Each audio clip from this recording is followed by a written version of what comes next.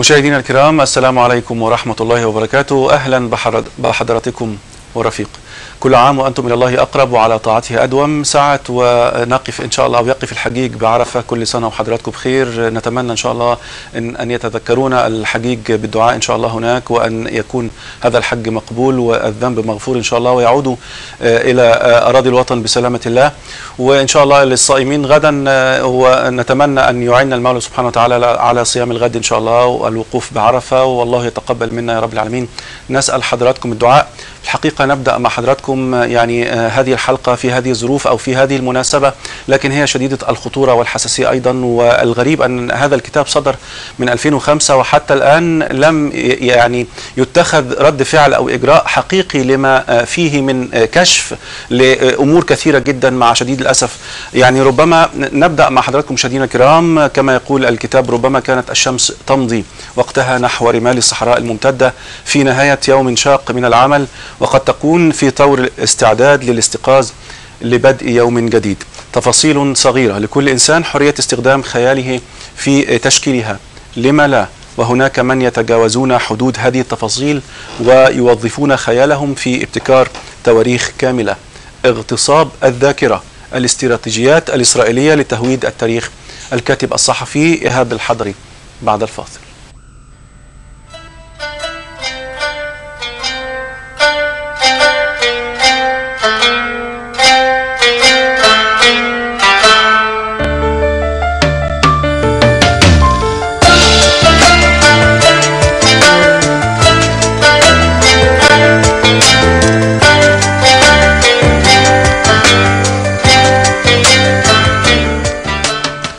الحديث عما يجري في ساحات خارجية يأتي غالبا مذيلا بحديث آخر عن حتمية اليقظة، لكن الأمر كله سرعان ما يتحول إلى عبث، لأن الواقع يثبت أن الجمهور الغربي ليس الوحيد الذي يحتاج إلى عملية غسيل مخ تزيل ما رسخ بقناعاته من معلومات مزيفة. ففي الداخل أيضا يتم التكريس لمعلومات تحتاج إلى مراجعة، ولا يكتسب الأمر خطورته فقط من أن المروجين والمتلقين مصريون، لكن من كون دار النشر مؤسسة عامة كان ينبغي أن تضع التصدي لهذه الأفكار بين أولوياتها، لكنها قامت بترويج تلك الأفكار من مكسبها شرعية لا تستحقها. اغتصاب الذاكرة، الاستراتيجيات الإسرائيلية لتهويد التاريخ. الكاتب الصحفي إيهاب الحضري. أستاذ إيهاب، أهلا بك معنا في هذا اللقاء. كل سنة وأنت بخير في بداية اللقاء. في الحقيقة يعني غدا إن شاء الله الوقوف بعرفة، وبعد غد عيد الأضحى المبارك. كل سنة وأنت بخير. الحقيقة يعني الكتاب، حتى عنوان الكتاب اغتصاب الذاكرة، وفكرة أنه لم يتوقف عنده إلا القليل في الحقيقة ممن يتأملون أو يعني حدثت لهم الرجة. ربما تسمح لي أن أدخل في الكتاب لأن الوقت يعني أتمنى أن يغطي تفاصيل فيه في الحقيقة. تبدأ في الكتاب قائلا، وربما في صفحة رقم 20 تقريبا أو صفحة الثالثة، تقول: في عشرينيات القرن الماضي كان الإنجليزي هوارد كارتر يمضي بدأب لكشف عن خفايا مقبرة توت عنخ آمون، ثم حدثت مشكلات أو خلافات على أثرها. يهدد كارتر بأنه إن لم يحصل على ترضية تامة وحقوق كاملة سينشر على العالم كله نص البردية التي وجدها بالمقبرة، والتي تظهر الوقائع الحقيقية لخروج بني إسرائيل كما سجلتها الحكومة المصرية القديمة عن الخروج من مصر. أولا، لماذا تبدأ بهذه الرواية؟ ثانيا، ماذا كان في البردية التي جاءت في الكتاب؟ لا، هو بداية بهذه الرواية أعتقد أن هي بداية مثيرة وتبين إزاي ممكن التاريخ يتلعب بيه. البردية لحد دلوقتي ما حدش يعرف اللي فيها، وواضح أن هي كانت نوع من أنواع التخويف من كارتر علشان يكمل شغل، ان كان في الوقت ده خلافات بين الحكومه المصريه والحكومه البريطانيه، فتم وقف العمل بالمقبره شويه. نعم. فالورقه اللي هي بتاعه اليهود، او بلاش اليهود، بني اسرائيل تحديدا، بيتم اللعب بيها باستمرار. المنطلق ده اعتقد ان هو منطلق للقارئ العادي لازم يشده، وفي نفس الوقت زي ما قلت بيلقي الضوء على كيفية استغلال التاريخ، اللي هو الشغل اللي بتعمله إسرائيل في المنطقة من فترة طويلة على فكرة، قبل حتى اغتصاب الأرض سنة 48. يعني فكرة التفسيرات التوراتية للتاريخ بادية من حوالي 200 سنة أو 250 سنة. هم رسموا رؤية قايمة على فكرة التاريخ كما ورد في التوراة، وابتدوا يطبقوا على اساسها ازاي هياخدوا الاراضي اللي هي ذكرت او بيزعموا انها ذكرت. ليه؟ علشان التاريخ ده هو اللي هيضفي مشروعيه على سرقه الجغرافيا. يعني في النهايه هم عندهم فكره الاساطير والمزاعم وتزييف التاريخ. هو تزييف التاريخ هو اولا في مشكله اساسيه، الكتب المقدسه ليست كتب تاريخ. وبالتالي ويمكن انا ضربت مثال بالحكايه دي، بس هو الجدليه يعني صعب شويه ان احنا نبسطها هنا، انما هي باختصار شديد انا سالت سؤال. احنا عندنا قصص مثلا في القران، في قصص تم الاهتمام بيها جدا، مش علشان عدد مرات ذكرها، انما عشان ارتباطها بحوادث شهيره مثلا. نعم. زي قصص بني اسرائيل. حتى هتلاقي في التفسيرات اللي هي التفسيرات المعتمده عندنا الكثير من الاسرائيليات. نعم. ودي مشكله. في المقابل في قصص تانية بتختفي تماما، او يعني ما فيش اهتمام اعلامي بيها، او حتى هم بره الباحثين ما بيهتموش بيها، هم بينقوا في انتقاء لما يخدم اهدافهم. ده في القرآن. في الإنجيل عفوا في التوراة الموضوع مختلف تماما، لدرجة الباحثين التاريخيين في إسرائيل وفي أمريكا ابتدوا يدحضوا كل الكلام ده. وفي كتاب مهم جدا لباحث أمريكي اسمه كيت وايت لام، اسمه إسكات فلسطين القديمة، واسمه اختراق إسرائيل وإسكات فلسطين القديمة. نعم. الكتاب ده بين ازاي، وهو على فكرة مش واحد بيكتب وهو قاعد في بيته، ده عمل حفاير فعلا في مناطق فلسطينية محتلة. وبعد ما عمل الحفاير اقتنع ان هو البحث اللي هو المؤسس من البداية على وجهة نظر مسبقة عايز يثبته، ثبت ان مفيش أدلة عليه. هم بيلعبوا بالورقة دي وبيلعبوا بيها كويس جدا. وثابت من التحركات بتاعتهم ان بعثات الاثار جزء لا ينفصل من تحركات الجيش الاسرائيلي. يوم ما دخلوا احتلوا القدس سنه 67، اول قرار اتاخد بعدها ب4 ايام هدم حي اثري بالكامل اللي هو حي المغاربه. هتيجي تبص، هجيب نماذج متفرقه سريعا كده لان مش هينفع نجيب كل الاحداث. نعم. الكتاب في الحقيقه الاجتياح اللي حصل للبنان سنه 82 كان نفس البعثات موجوده، ودخلوا بينقبوا وبيعملوا حاجه في منتهى الخطوره تانية، ونبه ليها سفير لبنان في جامعه الدول العربيه في وقتها، ان هم مش بس بينقبوا عن اثار ممكن تكون موجوده وتدعم الوجود او التاريخ التوراتي المزعوم، انما بيتم زراعه مجموعة من القطع بحيث انها يعاد اكتشافها بعد سنين، ويتم التعامل معها من بعثات من قبل بعثات ممكن تكون مؤيدة ليهم او مش مؤيدة او ايا كان، انها تدل على وجود بالمنطقه دي، يعني يعاد قراءه تاريخ المنطقه. استاذ ايهاب اسمح لي هناخد بعض الشواهد ثم يعني فكره الفلسفه وكيف يتحركون ويعملون وكيف يعني حتى يضعون التاريخ ويزيفونه، وكيف ان التاريخ في خدمه الجغرافيا من وجهه نظرهم، وامور كثيره جدا يعني التفاصيل كثيره. لكن في صفحه 6 ايضا تقول قضيه اخرى تضيف بعدا اخر للاشكاليه السابقه وتزهم في مزيد من الاضاءه للمشهد. فالمشكله الاساسيه تتمثل في ان البعض يطبقون مفاهيم الحاضر على الماضي دون مراعاه لاختلاف الظروف. هنا خليني أعرف ماذا تقصد هنا، وكيف يملك أحد أن يقرأ التاريخ بعيون الحاضر أو حتى يغيره؟ هو الواقع بيقول إيه؟ إن إحنا عندنا في دولة أو في كيان احتل دولة عربية، وبالتالي بقى في عندنا أمر واقع. نعم. والأمر الواقع ده بيعيد تفسير التاريخ كما يحلو له. فنبتدي نتكلم عن فكرة وجود في المنطقة الفلانية، والمملكة الموحدة لليهود كانت في المنطقة الفلانية، ومملكة كذا ومملكة، ونبتدي نوزع ما هو حاضر على التاريخ بناء على. اسمح لي في الجزئية دي، ده لأن التاريخ مش مكتوب فهم بيكتبوا تاريخ من جديد، ولا لأنه موجود والناس ما بتقراش؟ لا معلش، هو في هنا ازاي بيدخلوا؟ في حاجة مهمة جدا. نعم. هنا احنا قدام إشكالية غريبة جدا. كل ما ورد عن تاريخ بني إسرائيل في المنطقة وارد في التوراة. تمام كده؟ وحتى القرآن في الآيات اللي قال اتكلم عن وجود، بس ما حددش لا مناطق ولا حدد تواريخ، وبالتالي فانت ما تقدرش تمسك منطقة محددة في العالم. في ارتباط بمصر في حاجات معينة، انما حتى مكانهم الاساسي ما كانش محدد. واتوجدوا كام سنه والكلام ده كله، ده مش موجود. طب اسمح لي اذا هنا يا استاذ، بس في انا عايز اقول في الحته دي، اذا هنا ما نقدرش نحاسبهم، اذا هم بيدخلوا هنا. لا ما هو دي الاضافه، ما هو دي الاضافه. المشكله الاساسيه ان التوراه بتقول كده.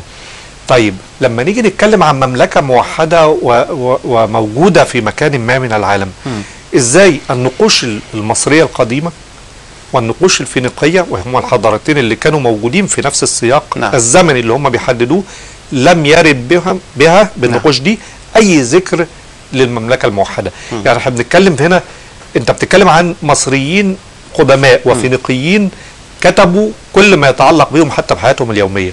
لما تيجي تتكلم عن فكره عدم وجود إليه، مش معترفين بيها يعني، اختفت من ظهرت فجاه، اختفت فجاه، كل ده مش موجود في الوثائق. علشان كده هم بيلجأوا لأي ذكر علشان يبتدوا يعني يفسروا بطريقتهم. في عندنا لوحة مشهورة اسمها لوحة مرنبتاح، ورد فيها ذكر مش ليهم، لاسم قبيلة مشابهة. وبعدين حتى في الحالة اللي زي دي كان بيتكلم عن الشعوب اللي أخضعت فرعون، ومش شعوب كمان القبائل.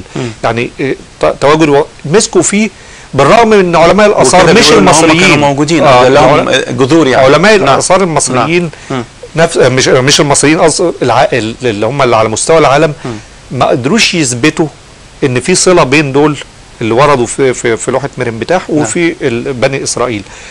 الجزء ده هنتكلم في حاجه بعد كده تانية. طب نفترض ان هم كانوا موجودين، يعني انا هخليك تكمل اسئلتك وبعدين اقول نفترض ان هم كانوا موجودين بالفعل، ونشوف ايه اللي كان ممكن يحصل. طب هنا فكره ان يعني اسباب ان يظهر هذا الكتاب للعالم، كنت قاصد ايه او رسالتك؟ لا هي رساله واضحه جدا. هو اللي حصل باختصار ان انا كنت في الفتره دي بشتغل في اخبار الادب، وكنت مهتم، ولحد دلوقتي بالرغم ان انا سبت اخبار الادب وتنقلت بعدها انا استقريت في الاخبار، انما مهتم طول الوقت بالاثار، لان انا شايف ان الاثار ده هو الهويه وهو التاريخ بتاعنا، وهو ده اللي بنعتمد عليه، مش عشان نغني ليه، لا علشان ننطلق منه للمستقبل. اللي حصل ان في ملامح المؤامره هي باينه، مش هقول لك ان اكتشفت مؤامره، انما هي في النهايه موجوده قدامي في حاجات. لما اتابع سنه 2000 ان في يوسف سارد اللي هو وزير التعليم الاسرائيلي بيقدم لليونسكو قائمه علشان يسجل مجموعه من المواقع على قائمه المواقع التراثيه العالميه، مواقع التراث العالمي، ولاقي ان منها مثلا خط القطار العثماني بتاع ده الى فلسطين، الاقي طريق الحج الى مكه عايز يسجله كتراث اسرائيلي. كل الكلام ده مع حاجات تانية حصلت بعد كده سنه 2002 لما يحصل اجتياح ثلاثي لنابلس وبيت لحم، كان نابلس وبيت لحم، وافتكر لك المدينه الثالثه دلوقتي، واجتياح ثلاثي، وبعدين في الاخر بيترتب عليه ان انت بتستهدف اثار. تمام. والاثار الغريب انه مش بيستهدفها فقط، ده بيستهدفها وينسبها لنفسه يعني. لا ده كان بقى المره دي ايه، لانه مش هيقدر ينسبها، فانت بتستهدف اثار موجوده اسلاميه ومسيحيه بالتدمير. طيب انا هتحدث مع الكتاب في داخل صفحاته، في الحقيقه انت عامل عناوين. هو بس الهدف ده، الهدف هنا ان انت لازم ترصد الملامح دي وتحدد ابعاد المؤامره.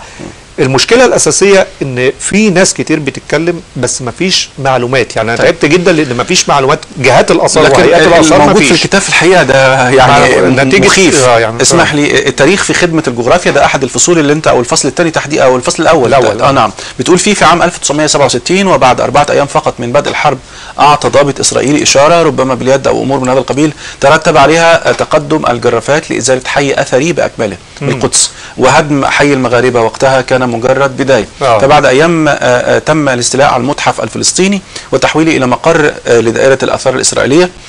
ثم تكمل وتقول الكثير والكثير من الوقائع الصادمه في الحياه بتقول انها كانت وقائع لعبه تعمد تزييف الحقائق وضم مواقع عربيه الى قائمه التراث العالمي باعتبارها مواقع اسرائيليه. هنا اسمح لي، يعني الكتاب من 2005 وهذا يحدث من 1967، أين العرب من هذا وأين العالم أيضا؟ لا هو في تحركات. يعني أنا الكلام اللي أنا قلته بعضه، يعني العرب تصدوا في الوقت ده للمحاولة الإسرائيلية في اليونسكو، وفعلا تم منع ان هم يسجلوا المواقع، ان اليونسكو تسجل المواقع دي كمواقع إسرائيلية في نفس السنة. بعدها بسنة أو سنتين تقريبا تم تسجيل موقع أو موقعين جوه فلسطين. نعم. إنما العرب في تحركات، بس مشكلة التحركات إنها بتيجي في أوقات معينة وتحس إن في السياسة بتعمل حاجة غريبة. يعني في تدخلات في يوم من الأيام كان في محاولة لاستبعاد القدس من دائرة التراث العالمي، وحصلت محاولات والعرب ابتدوا، ومرة واحدة حصل تراجع غريب جدا. فالعرب مشكلة ان هم بيتحركوا كرد فعل. يعني في النهاية لما يبقى عندنا معلومات مجمعة وعندنا ملفات كاملة، طب ليه انا ما ابتديش اتحرك عليها اعلاميا بره؟ اعلاميا المشكلة ان عندك الاكاديميين المصريين في معظمهم بيتعالوا على ده، يقول لك وانا هعمل ده علشان اثبت ان ده بتاعي. ايه يعني؟ ده واحد بيقول لي الهرم اسرائيلي. على فكرة الهرم اللي بيقولوا عليه ان هو اللي بناه لما وقف، اعتقد كان موشى ديان وقف قال هذا ما بناه اجدادي. الهرم يعني حتى الزمن اللي هم بيحددوه كوجود لدولة او لوجود لبني اسرائيل، الهرم مبني قبله بحوالي 1500 سنة. فهم بيتعالوا كده لان دي حقيقة لا يرد عليها. يعني بالظبط زي لما اقول ايه، انا ده احنا اصل اسرائيل سنة مثلا 1905 مفيش. نعم. انما المشكله في ايه؟ ان انت بتتكلم على اساس ان المعلومه معاك. الغرب والمتلقي العادي نعم. والمتكلمنا فيه كله نعم. الشق التوثيقي في الموضوع، وده كان صعب جدا. في شق تحليلي من 3 فصول، يعني نعم. 6 فصول توثيقي و3 فصول تحليلي. نعم. الشق التحليلي بيضرب فكره البنى النظري بتاعهم، وهو ده اللي شايف ان هو اخطر. نعم. يعني في الفصل الاول التحليلي اتكلمت على فكره ان التوراة لا تصلح كمرجع تاريخي، وده من خلال كتاباتهم، وانا ضربت مثال بده في الاول بكيت واتلام وجي هيوز في بعض الدراسات بتاعتهم. الفصل الثاني قلت لا، هفترض ان كان في وجود، خلاص يعني احنا هنا بنتكلم في ان في وجود. هل الوجود يعتبر دليل على اسهام حضاري هم قاموا بيه في الحضارات المناطق اللي كانوا موجودين فيها؟ واثبتت من خلال ان احنا بس مش بنقرا، والكلام ده قايله بريستد في فجر الضمير من زمان. وقال ان هم تاثروا، حتى الفقه بتاعهم تاثر، مش بس الفقه ومجموعه الادبيات اللي هي الدينيه اتاثرت بكل مكان اتواجدوا فيه. اتاثرت بالحضاره المصريه والحضاره الفينيقيه والحضاره البابليه، وبالتالي فهو حتى وجودهم مش هم اللي كانوا مؤثرين فيه، ومش بيدوا عشان هم عايزين يقولوا ايه ان هم وجودهم في مصر خلاهم يبنوا حضاره. هم كانوا في فئه استفادت باسهام حضاري، وخدوا بعض التشريعات حتى الداخليه بتاعتهم ودخلت في الفقه التوراتي. والحاجه الثانيه الاخيره اللي هي برضو فيما يتعلق بالتحليل، طيب هفترض برضو ان اللي كانوا موجودين هنا مش بس كانوا موجودين ومسهمين حضاريا، يعني ليهم تأثير. هل اللي موجودين دلوقتي هم الامتداد الطبيعي لبني اسرائيل؟ عشان كده نقول الميراث ومش الميراث. وانا قلت ان في تزييف لشجره العيله، صحيح. لان الانتماء مش يعني موجود. هنا في الشق التحليلي في الحقيقه انت عامل تشكيل الخيال، ثم الوجود وحده لا يكفي، وسرقه شجره العائله. استاذ ايهاب، في الحقيقه يعني فيما تبقى تقريبا فاضل دقيقه ونص، يعني الرساله الان يعني فكره، يعني الدعوه طبعا لجمهورنا الكريم ان يقرا الكتاب، لكن من المفروض ان هو يقرا الكتاب لكي ينفذ او يوقف ما يحدث؟ يعني الرساله لمن غير القراء؟ لا، هو الرساله موجوده وانطلقت من زمان، وهي بتستحضر اعلاميا في مناسبات معينه. يعني في ناس يقول احنا اصل في حاجه بتحصل في القدس، تعال اما نتكلم. المشكله الاساسيه ان في جهات معينه لابد انها كتب زي دي، مش بتكلم عن كتابي بس، بتكلم عن اي دراسات من النوعيه دي، لابد انها تترجم. ليه تترجم؟ لان في جمهور في المقابل بره لازم يقراها. مش احنا هنا اللي بنقرا ونرد على بعضنا ونقول ده احنا اصحاب حضاره. طب ما احنا عارفين ان احنا اصحاب حضاره. المهم اللي بره يقرا ايه، ويقرا كلام منطقي علشان يرد على كل الخيالات اللي بيتم ترويجها بره. ماذا ايضا غير ترجمه الكتاب؟ يعني انا شايف ان هو ده التحرك برضه في يعني ممكن نشير لحاجه تانية، ان التحرك السياسي في اي قضيه لابد ان يواكب بتحرك ثقافي بيعتمد على الشق الحضاري، لان هم كل تحركاتهم بالطريقه دي، ما بيتحركوش عسكريا بس. ونكتب تاريخنا يا استاذ ايهاب؟ التاريخ لا، التاريخ مكتوب. نعم. التاريخ مكتوب. ما انت عندك تاريخ مكتوب، هي المشكله بتوصله لمين؟ نعم. ما هو انت بتكتب تاريخك وبتقرا هنا. المهم ان انت يقرأوا العالم بس، يعني فيقرأوا العالم والتاريخ مش بس يتقري، لا كمان الرد على ما يثار في الخارج لان انت هتيجي تكتب تاريخ، مش كل الناس حابه تاريخ. انما ازاي تقدم لهم رد على ما يقال، نعم. ده مهم لانها جرعه مكثفه جدا وبتصيب الهدف. نعم. يعني انا فرق بين، معلش اخر جمله، في فرق بين ان انا لما يبقى عندي طفل هاجي اقول ايه، انا هديله اكل بطريقه معينه وتنميه ونمي والكلام ده كله، بس لو هو عيان لازم اديله جرعه مكثفه من دواء معين عشان الحقه. غير ان انا كتابه التاريخ عامله زي البنيه الاساسيه، اهتم بالبنيه الاساسيه جوه، ومع ذلك في علاج فوري.